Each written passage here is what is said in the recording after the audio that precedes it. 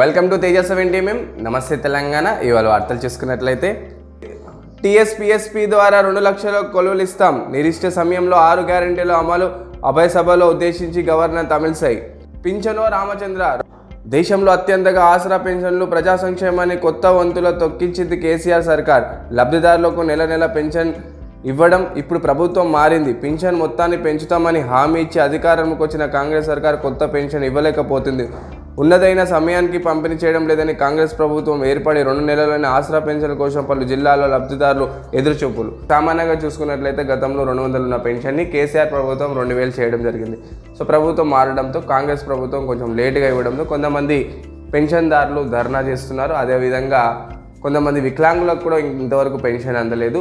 So మాకు కనీసం పాత పెన్షన్ రూల్ ప్రకారంగా 2000 పెన్షన్ అన్న సమయానికి ఇవ్వండి కోరుతున్నారు. ఆశా వర్కర్ ఆకలి కేకలు, 2 నెలలుగా వేతనాలు ఇవ్వని ఇబ్బందులు, చిరుద్యోగులతో కాంగ్రెస్ సర్కార్ చెలగాటం. నేడు కలెక్టర్ ఎదుట నిరసన కార్యక్రమాలు.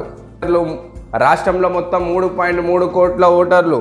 రాష్ట్రంలో మహిళా ఓటర్లు అధికం. సామాన్యంగా చూసుకున్నట్లయితే రాష్ట్రంలో 3.3 కోట్ల ఓటర్లు ఉన్నారు. దాంట్లో 1,65,00,000 మహిళా ఓటర్లు ఉండగా పురుషులు 1.64 కోట్ల పురుషుల ఓట్లు ఉన్నాయి.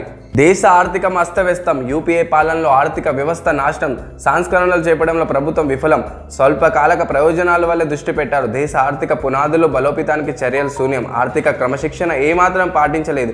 యూపీఏ 10 ఏళ్ల పాలనలో అవినీతి, పార్లమెంటుకు సమర్పించిన శ్వేతపత్రంలో కేంద్రం. సామాన్యంగా చూసుకున్నట్లయితే యూపీఏ ప్రభుత్వంలో 2004 నుంచి 2014 వరకు జరిగిన అవినీతి అక్రమాలను పార్లమెంట్లో శ్వేతపత్రాన్ని విడుదల చేయడం జరిగింది. దీనికి కౌంటర్గా కాంగ్రెస్ ప్రభుత్వం 10 సెల్ అన్యాయ్ కాల్ అనే పేరుతో 54 పేజీల బ్లాక్ పేపర్ని విడుదల చేయడం జరిగింది. దీంట్లో నరేంద్ర మోదీ గారి హయాంలో కేంద్ర ప్రభుత్వం 2014 నుంచి 2023 వరకు జరిగిన అవినీతిని కూడా కాంగ్రెస్ ప్రభుత్వం ఈ బ్లాక్ పేపర్లో విడుదల చేయడం జరిగింది. వాట్సాప్లో థర్డ్ పార్టీ చాట్, ఇతర మెసేజ్ యాప్లో యూజర్లకు సందేశాలు పంపే అవకాశం. సామాన్యంగా చూసుకున్నట్లయితే వాట్సాప్ టు వాట్సాప్ మెసేజ్లు, ఫోటోలు, వీడియోలు మనం పంపుతూ ఉంటాం. కాబట్టి ఇప్పుడు వాట్సాప్ వాడే వాళ్ళకు ఒక గుడ్ న్యూస్. ఇప్పటి నుంచి వాట్సాప్ యూజర్ మెసేజ్ మీరు డైరెక్ట్ ఫేస్బుక్, ఇన్స్టాగ్రామ్, స్నాప్చాట్ యూజర్లో కూడా పంపొచ్చు.